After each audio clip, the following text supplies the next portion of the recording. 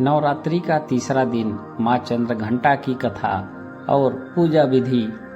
पौराणिक कथा के अनुसार प्राचीन समय में देवताओं और असुरों के बीच बहुत लंबे समय तक युद्ध चला।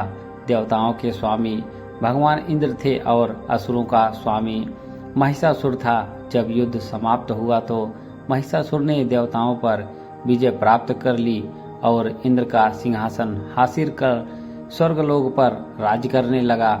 महिषासुर के आतंक के कारण सभी देवतागण परेशान हो गए थे और इस समस्या का हल निकालने के लिए वे देवादिदेव महादेव ब्रह्मा और विष्णु के पास गए। सभी देवताओं ने त्रिदेव को बताया कि राक्षस महिषासुर ने इंद्र, चंद्र, सूर्य, वायु और अन्य सभी देवताओं को अधिकार छीन लिए हैं और इन्हें बंधक बनाकर स्वर्गलोक में रखा है।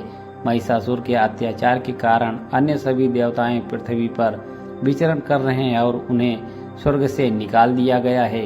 यह सुनकर त्रिदेव यानी ब्रह्मा, विष्णु और भोलेनाथ को बहुत गुस्सा आया और उनके गुस्से की वजह से तीनों के मुख से ऊर्जा उत्पन्न हुई। इन तीनों की ऊर्जा के साथ ही अन्य देवगणों की ऊर्जा भी उन ऊर्जा से जाकर मिल गई। उसी ऊर्जा से वहां एक देवी का अवतरण हुआ और उन देवी का नाम चंद्रघंटा पड़ा। भगवान महादेव ने माँ चंद्रघंटा को त्रिशूल और भगवान विष्णु ने उन्हें चक्र प्रदान किया। इस प्रकार सभी देवी देवताओं ने उन्हें अस्त्र शस्त्र भेंट किए। भगवान इंद्र ने अपना वज्र और ऐरावत हाथी से उतारकर एक घंटा दिया। सूर्य ने अपना तेज और तलवार माँ चंद्रघंटा को दिया और सवारी के लिए एक शेर प्रदान किया। इसी वजह से इस ऊर्जा का नाम देवी चंद्रघंटा पड़ा। देवी चंद्रघंटा ने महिषासुर का वध किया था।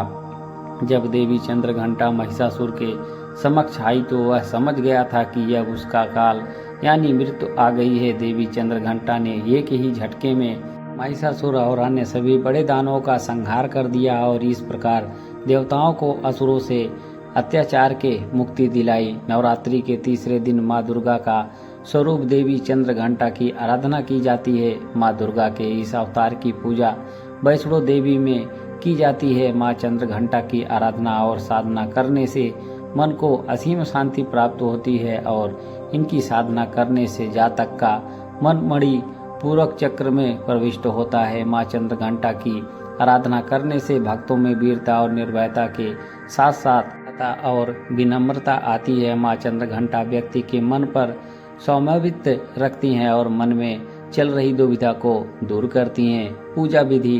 रात्रों में सुबह जल्दी नहाकर माँ चंद्रघंटा का स्मरण करें और उन्हें प्रणाम करें।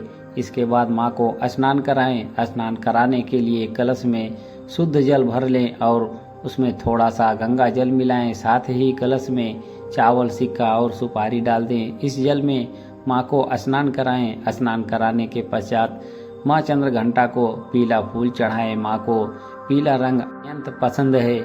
आप इन्हें पीले वस्त्र ही अर्पण करें। माँ को पंचामृत अर्पित करें।